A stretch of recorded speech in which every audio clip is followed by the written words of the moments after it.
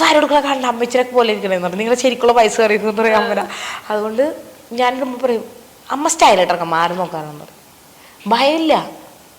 ഇപ്പോൾ വേറൊരു ഏതൊരു നായരോ നമ്പിയാരോ അങ്ങനത്തെ ഒരു ഫോട്ടോ ഷൂട്ടിന് വന്നില്ലേ, അവരുടെ മക്കളങ്ങനെ ചോദിക്കുന്നു പറഞ്ഞു. ഇപ്പം കാലം മാറി, അങ്ങനെ ചോദിക്കത്തില്ല. കാരണം അവർ ചെറുതിലെ പോലെ സണ്ണിയാക്കാന്നുള്ള അല്ലേ. എത്ര സിനിമകൾ ഇപ്പം എല്ലാം കാണിക്കുക.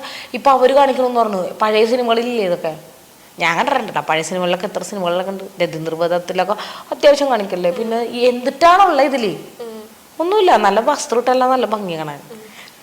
ഇണങ്ങിയ വസ്ത്രങ്ങൾ ഇടുമ്പോഴത്തേക്കാണ് ലേഡീസിനെ കാണാനും ആണിനെ കാണാനും ഭംഗിയുള്ള.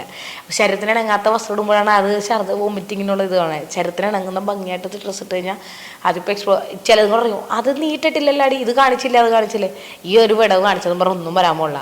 ഇതിപ്പോൾ ആണുങ്ങൾ ഇപ്പോൾ സൽമാൻ ഷർട്ട് ഇപ്പോൾ ഉണ്ണി മൂന്നിനൊക്കെ ഇത്രയും വരെ ഷർട്ട് അയച്ചിട്ടാലും പ്രശ്നമില്ല. പെണ്ണിൻ്റെ ഇവിടെ കണ്ടു